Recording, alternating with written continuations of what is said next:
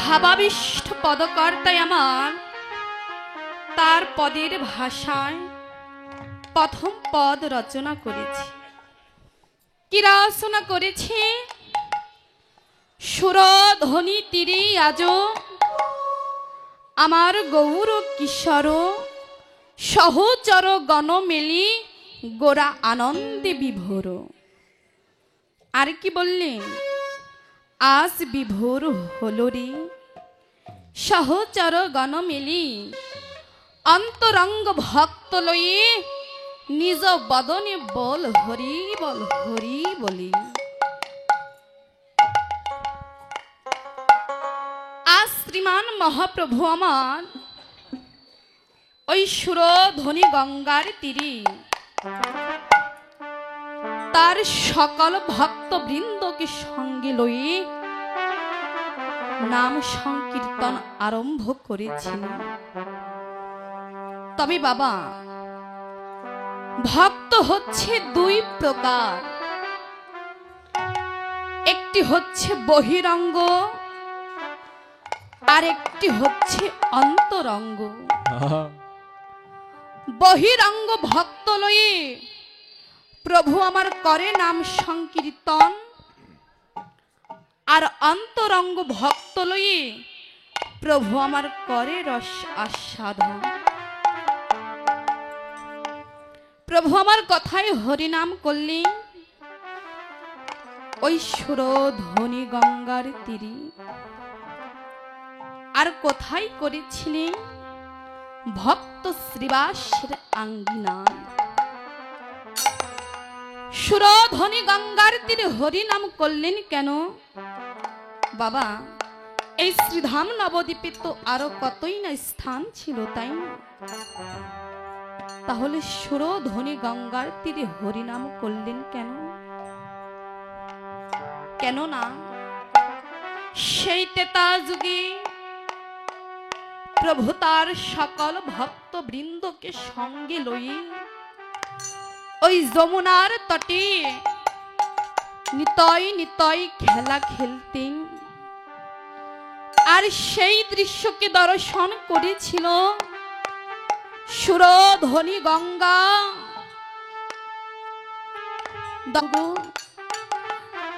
তোমার যুগল পদবক্ষেপে যমুনার প্রাণ যে আজ শীতল হয়ে গেল। বলো প্রভু, কবে তুমি আমার তরে দাঁড়াইবে যুগল হয়ে? কবে তুমি খেলা করবে? কবে আমার তাপিত প্রাণ আমি জুড়াইব প্রভু? সেই দিন ভগবান সুরধ্বনি গঙ্গাকে ডেকে ডেকে বলেছিল, সুরধ্বনি গঙ্গা, আমি তোমার মনোবাসনা পূর্ণ করব, কিন্তু আজ নয়, সেই কলিযুগে যেই দিন আমি আমার ভক্ত বৃন্দকে সঙ্গে লই তোমার তরে হরি নামের খেলা খেলব, সেই দিন তোমার তাপিত প্রাণ শীতল হয়ে যাবে। তাই আজ প্রভু আমার সুরধ্বনি গঙ্গার তীরে তার সকল ভক্ত বৃন্দকে সঙ্গে লয়ে নামে প্রেমে বিভোর হয়ে আছে। আজ সুরধ্বনি গঙ্গার জন্ম ধন্য হয়ে গেল। হরি বল, হরি বল, হরি বল। এই কলিতে এসে বাবা, যেই কলিতে নাকি আমাদের মধ্য মানবের জন্ম ধন্য হলো না, আমাদের মধ্য মানবের জন্ম যে ধন্য হলো না, আমরা তো গোবিন্দের চরণ পেলাম না, কিন্তু এই আগত কলিযুগে আজ সুরধ্বনি গঙ্গার জন্ম ধন্য হয়ে গেল।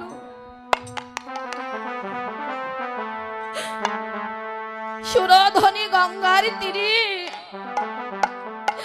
প্রভু আমার মধু মাখা হরি নাম গাইছে। বাবা, এমন মধু মাখা হরি নাম,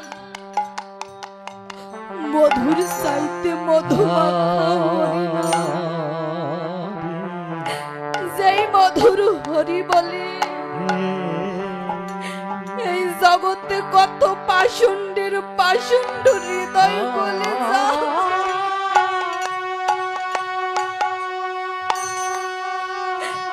যেই মধুর হরি বলে এই জগতে কত পাপী তাপী উদ্ধার হয়ে যায়।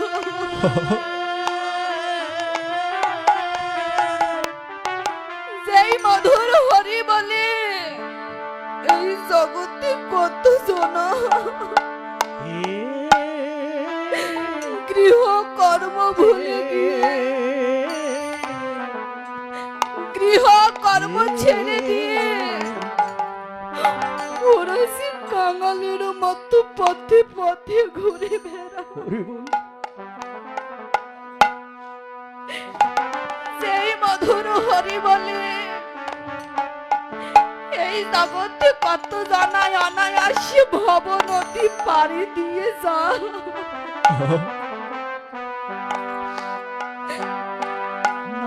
কিন্তু প্রভু আমার দর্শন করলেন,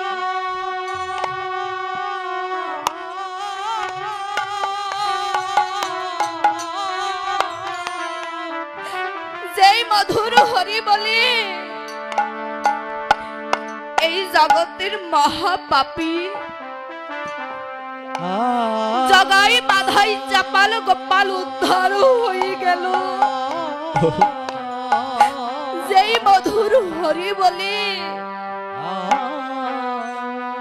ভক্ত রঘুনাথ গৃহ ত্যাগ করে পথের কাঙাল হয়ে গেল। যেই মধুর হরি বলে ভক্ত হরিদাস অনায়াসে ভব নদী পাড়ি দিয়ে গেল। কিন্তু এমন মধুর মধুর হরি বলে এই কলির পাষণ্ড জীব তো বসলো না, এই কলির পাষণ্ড জীব তো হরি বলে কাঁদলো না।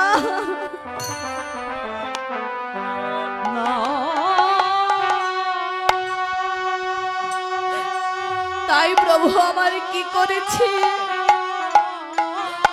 আজ এই কলির পাষণ্ড জীবকে শিক্ষা দেওয়ার জন্য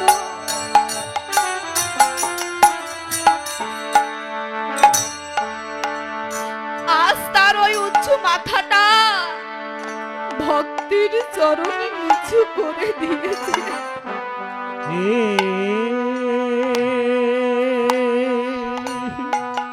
ভক্তের চরণে নিচু করে দিয়েছে।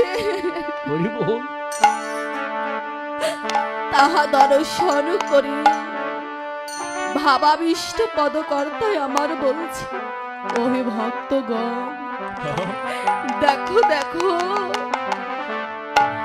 ভগবান যাই রে আমার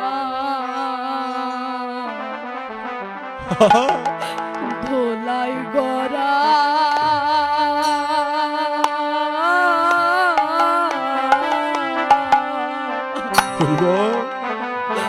গড়া গরি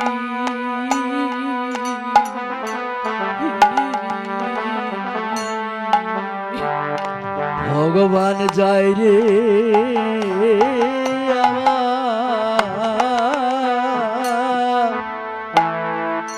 ধোলায় গড়া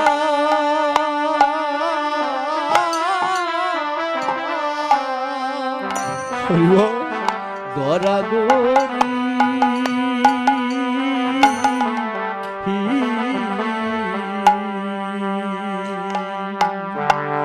ভগবান যাই রে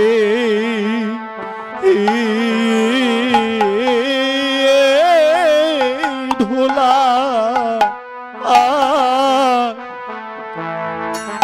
ধুলাই গড়া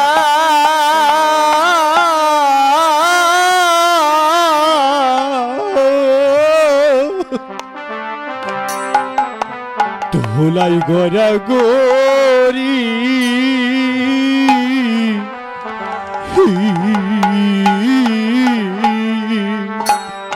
ভগবান যাই রে আমার ধুলাই গড়া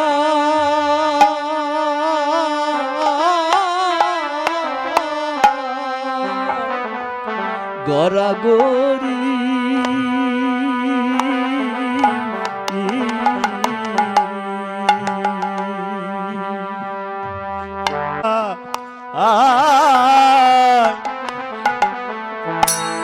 ধুলাই গড়া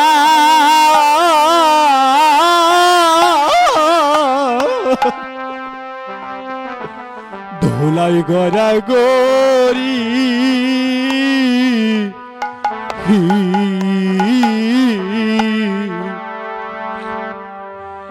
ভাগিতের চরণ ধোলা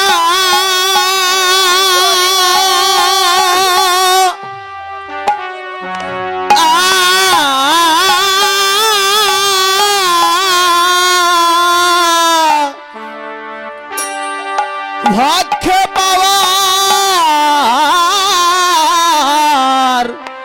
হওয়ার লাগি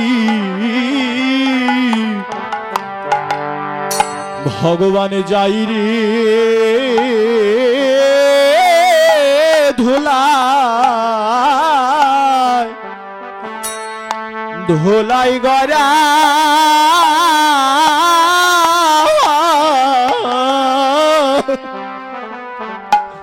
ধুলাই গড়া গরি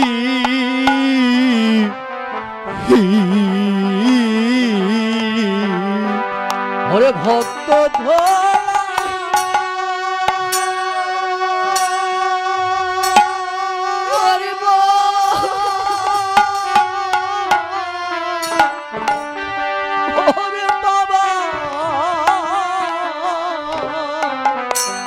পাবার লাগি ভগবান যাই রে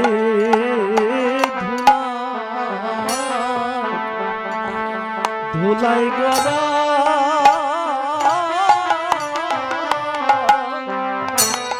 গড়া গরি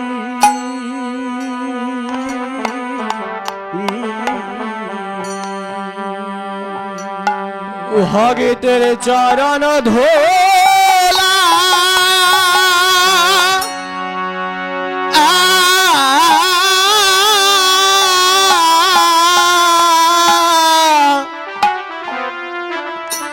ওরে পাওয়ার লাগি ভগবান যাই রে ধুলাই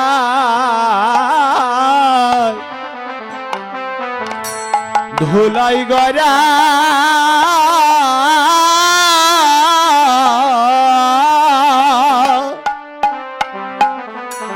ধুলাই গড়া গরি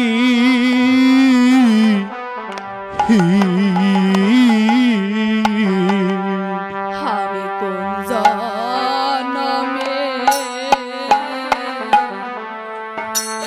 ভবে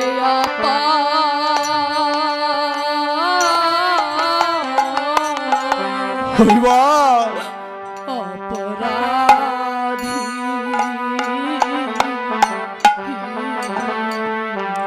আমি কুঞ্জ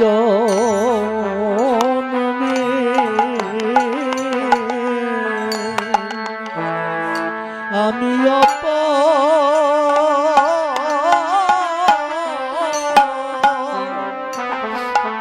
অপরাধী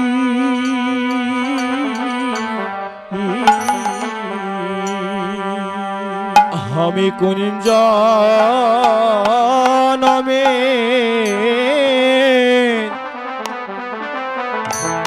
ভবে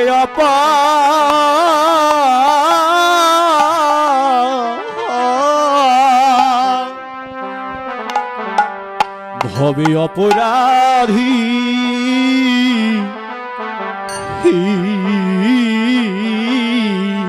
ভক্ত সঙ্গ করে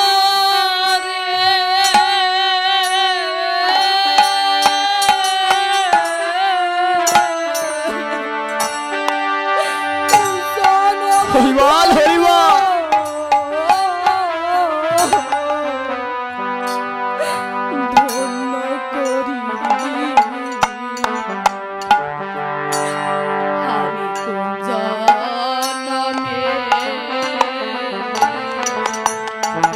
জনমে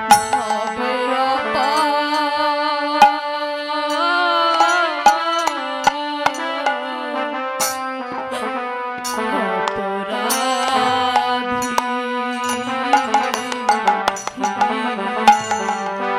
ভক্ত সঙ্গ করে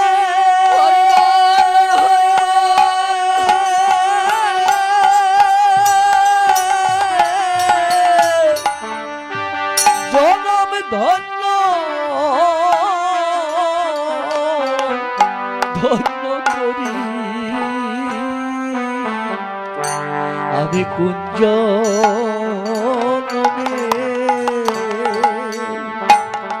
আমি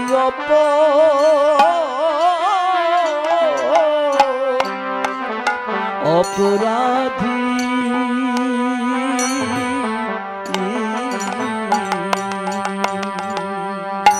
ভগিত সঙ্গ করে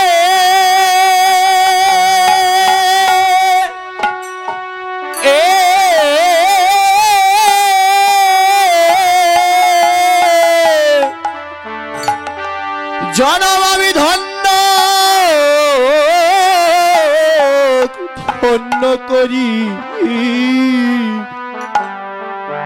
আমি যে কোন জনমে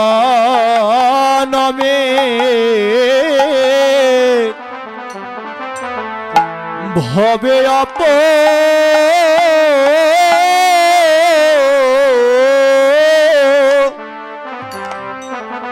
ভবে অপরাধী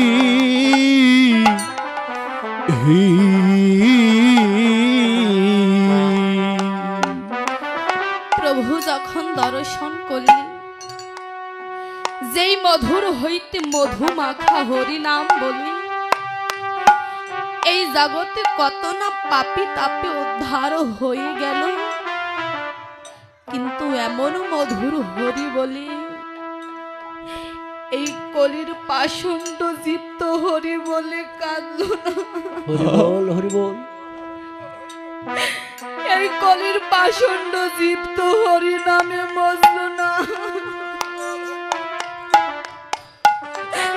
তাই আজ প্রভু কি করেছি তার ওই উচ্চ মাথাটা আজ ভক্তের চরণে নিচু করেছি কেন করেছে কেন না এই কলির পাষণ্ড জীবকে শিক্ষা দেওয়ার জন্য করেছে বাবা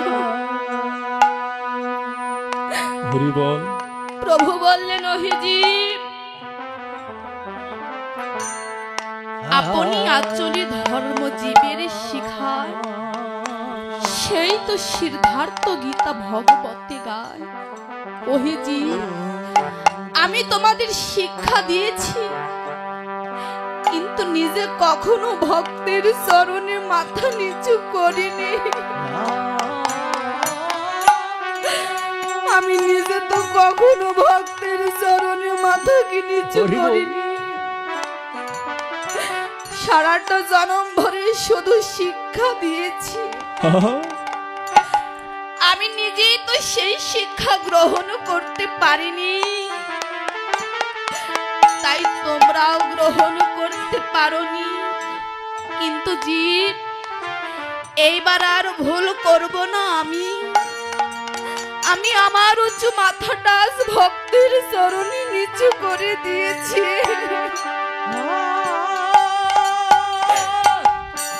যাতে তোমরাও ভক্তের চরণে মাথা নিচু করতে পারো জীব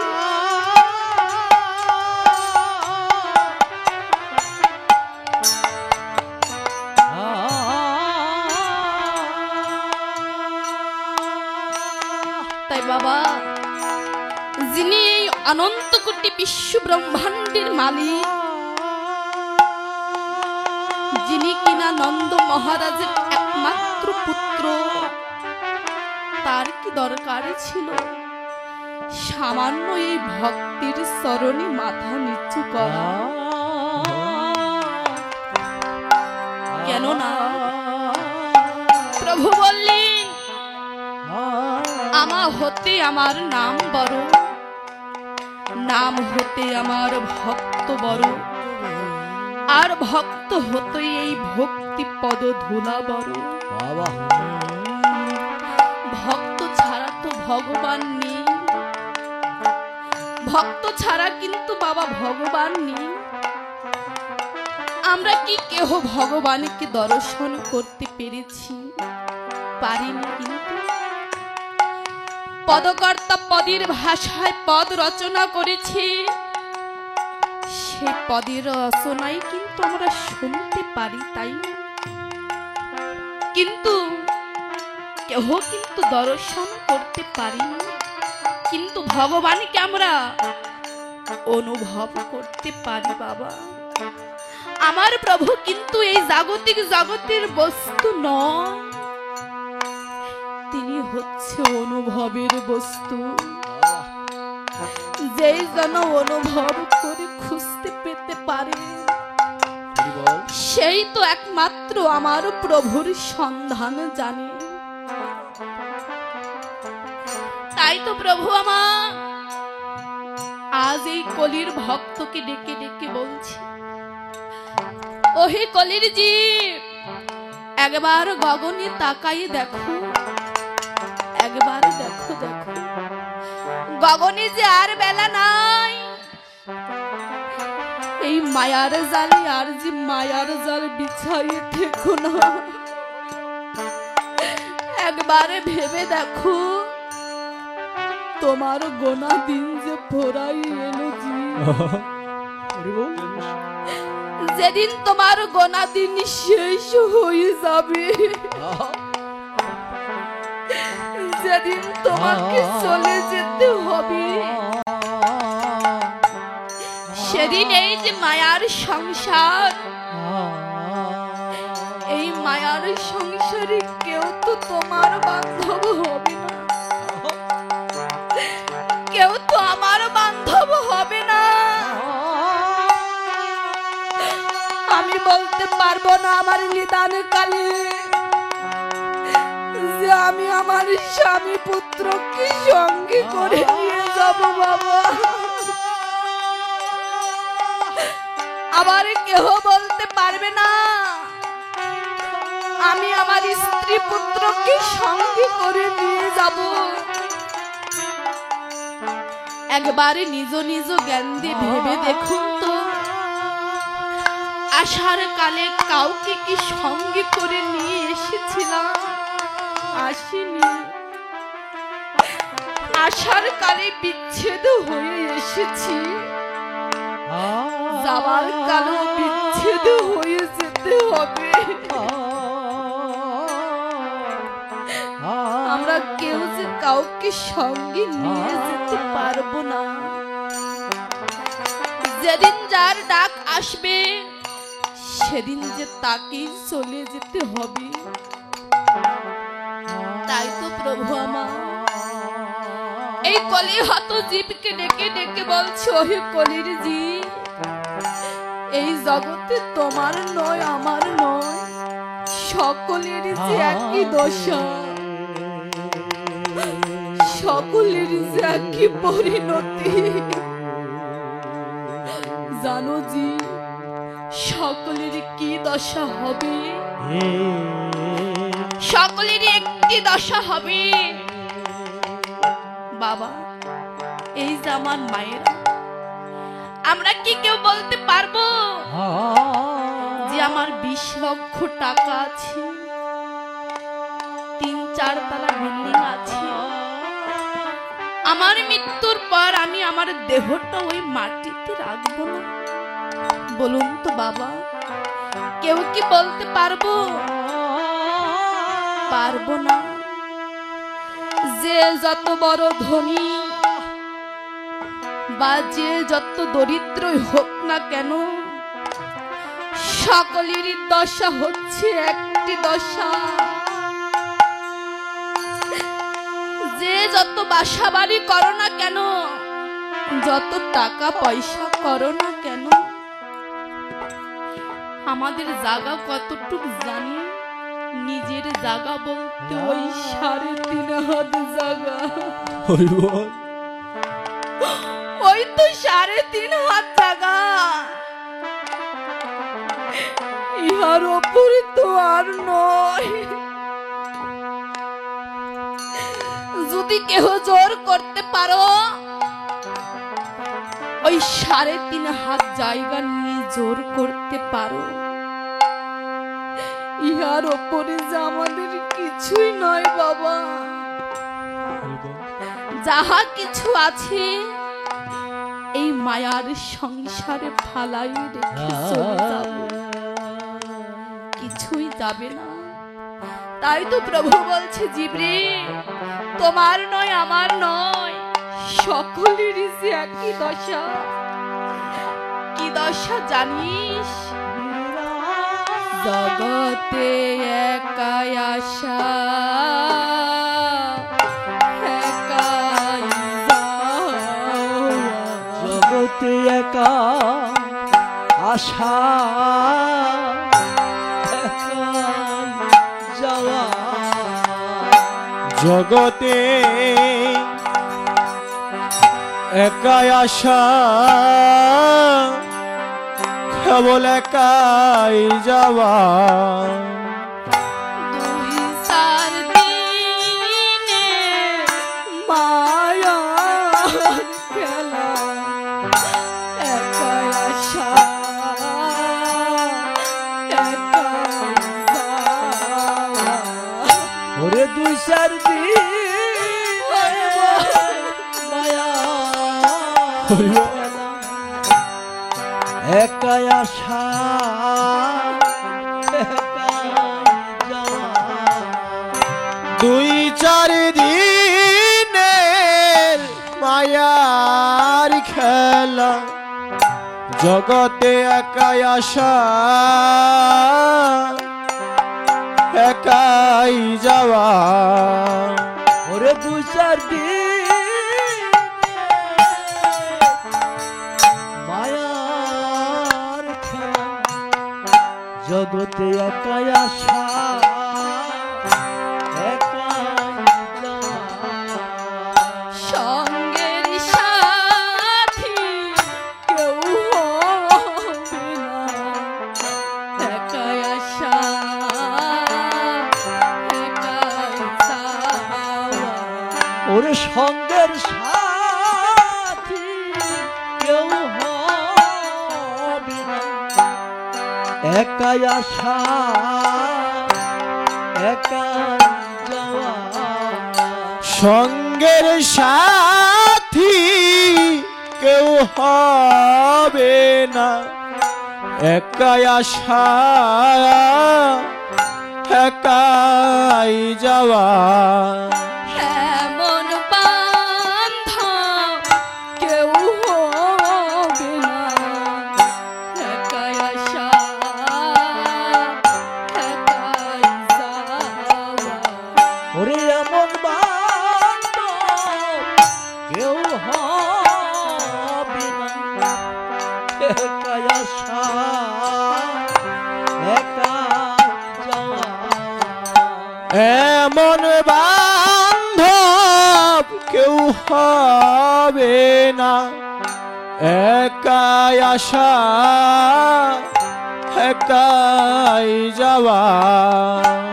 এমন বান্ধব কেউ হবে না, একাই আশা, একাই যাওয়া। হরি এমন বান্ধব কেউ হবে না, জগতে একাই আশা, একাই যাওয়া। এমন বান্ধব কেউ হবে না, জগতে একাই আশা, একাই যাওয়া।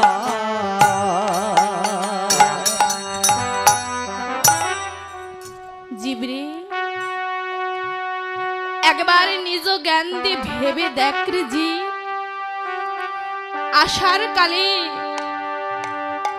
এই যে মায়ার সংসারের মায়া, স্ত্রী পুত্র কন্যা সন্তান স্বামী, তুই কি এদের কারোকে সঙ্গে করে নিয়ে এসেছিলি? একবার ভেবে দেখ রে জীব, কাউকে কি তুই সঙ্গে করে নিয়ে এসেছিলি? ও বাবা, নিজের জন্মদাতা পিতা মাতাও যে বান্ধব হবে না, সেই জন্মদাতা পিতা মাতাও যে আমাদের বান্ধব হবে না। এই যে মায়ার সংসার, যেদিন যেইখানে আপনার দেহ হইতে প্রাণ পাখি চলে যাবে, সেদিনই সেইখানে আপনাকে মাটিতে রেখে দিবে। সেদিন আপনার হাতে যদি একটি স্বর্ণের আংটি পর্যন্ত থাকে, ওই একটা আংটি আপনাকে সঙ্গে দিয়ে দিবে না, আপনার কাছ থেকে ছিনাইয়ে রেখে দেবে। ওই একটা অলংকারও আপনাকে দিতে চাইবে না, তাহা যে রেখে দেবে। এই বাস্তব জগতে লেবুর ভিতরে যতক্ষণ রস থাকে ততক্ষণ কিন্তু ওই লেবুটা আমরা থালায় রাখি, আর লেবুর রসকে নিংড়ে নিংড়ে খেয়ে যখন লেবুর হইতে লেবুর রস ফুরাই যায়, তখন ওই লেবুর ছালটাকে আমরা আধারে ফেলে দিয়ে আসি। ওই ছালের যার কোনো প্রয়োজন থাকে না। যেদিন আপনার দেহের রস ফুরাই যাবে, আপনার দেহের আর কোনো প্রয়োজন থাকবে না, সেদিন আপনার দেহটা ওই লেবুর ছালের মতো আধারে পড়ে থাকবে। যতক্ষণ রস থাকবে, যতক্ষণ এই মায়ার সংসারকে দিতে পারবে, ততক্ষণ আপনি তাদের কাছে আপনজন। আর যেদিনই কিছু দিতে পারবেন না, আপনার হাত পা চলার ক্ষমতা থাকবে না, আপনাকে ওই আধারে ফেলে দিয়ে আসবে।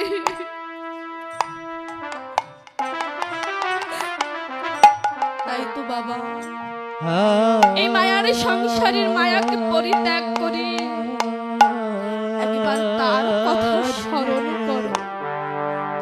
নিদান কালী যে আমাদের পরম বন্ধু, আর কেউ কিন্তু আপনার সঙ্গে যাবে না, কিন্তু একটি নাম আপনার সঙ্গে যাবে। সেই নামটা কি? হরে কৃষ্ণ হরে কৃষ্ণ, কৃষ্ণ কৃষ্ণ হরে হরে, হরে রাম রাম রাম হরে হরে। এই নামটাই কিন্তু আপনার সঙ্গে যাবে, আর কিছুই যাবে না। তাই তো আমার প্রভুকে স্মরণ করো, যাকে স্মরণ করলে ওই নিদান কালে তার চরণ পাওয়া যায়।